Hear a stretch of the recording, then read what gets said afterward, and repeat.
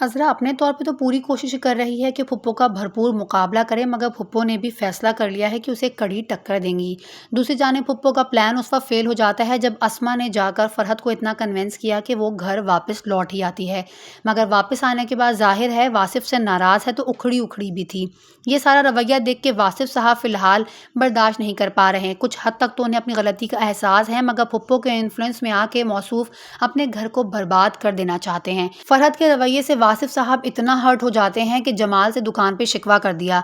अस्मा भाभी को इस तरह से ज़बरदस्ती फरहत को वापस नहीं लाना चाहिए था, जिसके बाद जमाल ने भी स्ट्रेट फॉरवर्ड होकर जवाब दे दिया कि क्या वो उसे गन पॉइंट पे लाई थी। ज़ाहिर है उसकी मर्जी होगी तो वो वापस आई ना।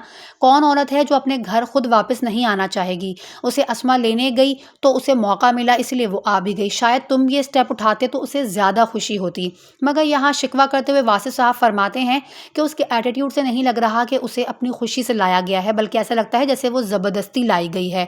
यहाँ पे वासिफ को सोचना चाहिए कि फरहत का ये एटीट्यूड आखिर है तो क्यों है। एक तो वो गलत था, उसने इतनी सारी बातें फरहत से वक्त बेवक्त छुपाई, उसके बावजूद भी फरहत घर वापस लौट कर आई है तो आज इस तरह का रवैया रख रहा है। बहरहाल वक्त रहते उसे अकल तो आ ही जाएगी। अभी एक बड़ा सदमा है जो फरहत ने बर्दाश्त करना है।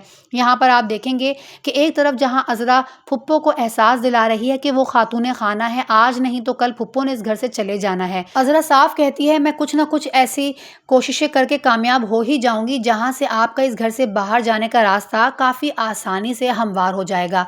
मगर फुप्पो भी धमकाते हुए अज़रा से कह देती हैं कि तुम्हारे लिए बेहतर यही है कि मेरी चाकरी करो, जब भी तुम इस घर में टिक पाओगी, वरना मैं तुम्हें भी यहाँ से चलता कर दूंगी।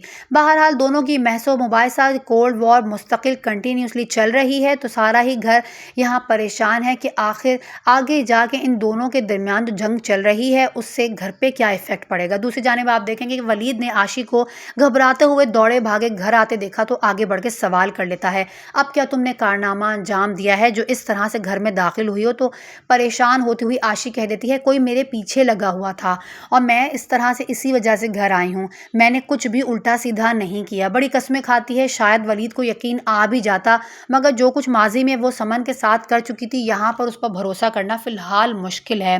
वहीं पर आप मज़ीद देखेंगे कि अब वासिफ को ख़बर मिलती है कि फ़रहत के वालिदैन का इंतकाल हो गया और वो बड़े बोझल दिल से आके ये बात फ़रहत को बताता है, जिसके बाद यकीनी सी बात है फ़रहत काफ़ी ज़्यादा दुख से गुजरने वाली है। इस दुख में यकीनन वासिफ उसके साथ खड़ा होगा, जिसकी वजह से एक तरफ जहाँ रामीन नाकामयाब होगी तो वहीं दूसरी तरफ फुप्पो अपने इरादों में बुरी तरह से शिकस्त हासिल करने वाली हैं। वहीं कहते हैं ना कि जोड़े आसमानों पे बनते हैं, तो उसी तरह से उन जोड़ों को निभाने के लिए भी कोई ना कोई ज़रिया ऐसा बन ही जाता है कि इंसान अपने टूटते रिश्ते को भी दोबारा से हमवार करने के बारे में सोचता है।